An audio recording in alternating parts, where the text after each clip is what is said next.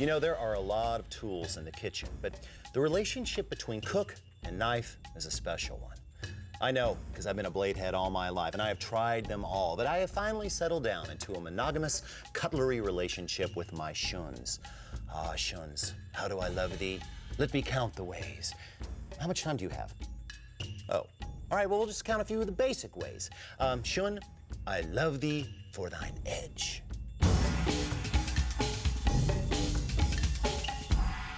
Knife makers love to talk about edge geometry, which refers to the angle of the edge of the knife itself. Now, let's just say for a moment that these are real knives. The edge on this German-made knife is 22 degrees on each side, which means that it is very strong. The edge on my Shun is only 16 degrees on both sides. Now, this is very, very sharp, but typically a knife with this kind of edge just can't keep it because it isn't strong enough. How does my Shun do it? Superior steel, which begins with dessert.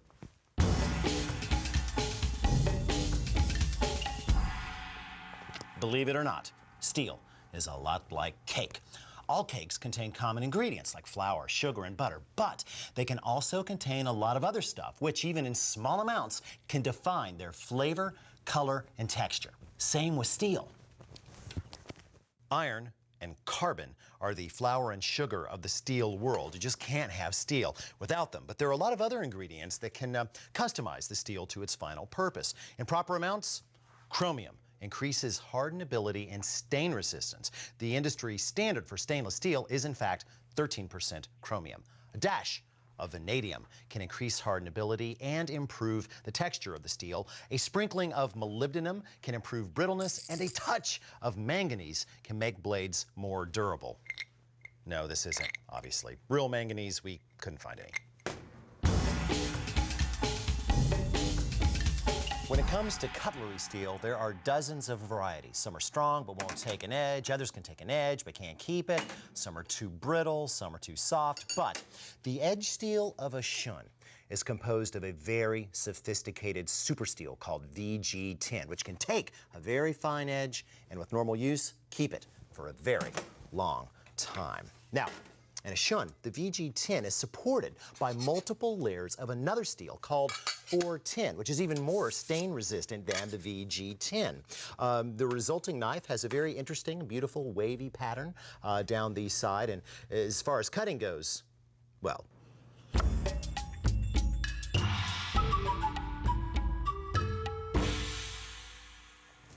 classic Japanese knives have simple, straight wooden handles, but here, the material is pacawood. It is a resin-impregnated hardwood that is warm and rich and very easy to hold on to. As for the shape, Shuns have a ridge down one side of the handle, which creates kind of a teardrop shape that helps to stabilize the knife in the hand. Now, Shuns come out of the box scary, sharp, and they will stay scary for a mighty long time if the owner-operator adheres to a few basic knife care practices.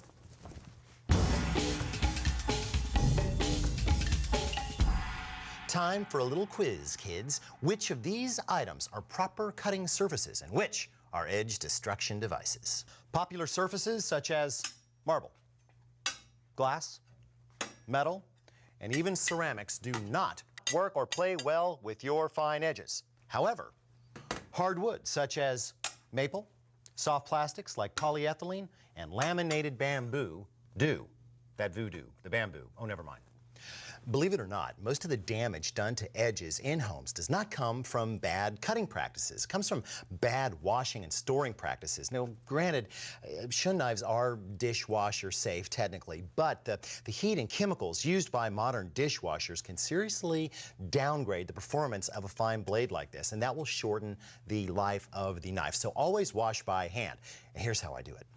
First, get yourself a good sink of suds. Then hold the knife flat against the edge of the sink and clean with a soft brush. Repeat on the other side, rinse and wipe dry. As for storage, how long would you expect a blade to last in there? A good heavy knife block is the best home your blades can have. Now, repeat after me. This is not a sharpening steel. This is a honing steel. Go ahead. Okay, good. So what exactly is the difference? With regular use, even a very fine edge can kind of bend over a little bit like this. It only happens here and there, but it can radically change the performance of the knife. The point of the steel is to kind of give it a tune-up. Just coax the edge gently back into place. There.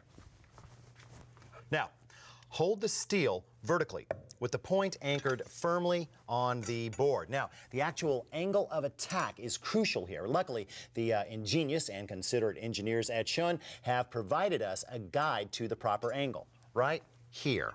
Just line up the blade and my ritual is 5 times on one side, 4 on the other, then 3, and then 2. How often?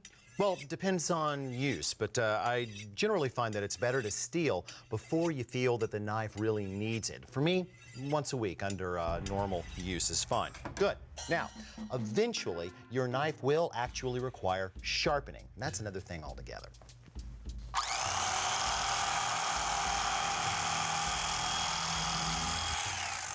There.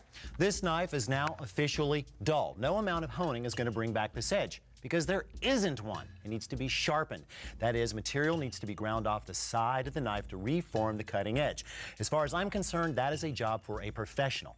And I send my knives out once a year, whether I think they need them or not. So, a quick review of what makes each and every Shun classic a culinary scalpel. 1, the edge.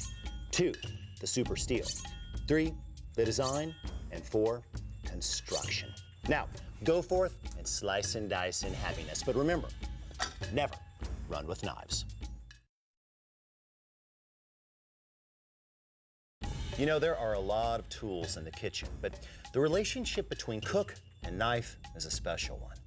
I know, because I've been a blade head all my life, and I have tried them all, but I have finally settled down into a monogamous cutlery relationship with my Shuns.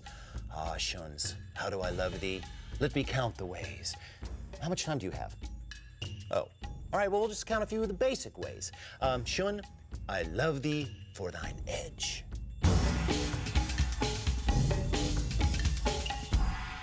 Knife makers love to talk about edge geometry, which refers to the angle of the edge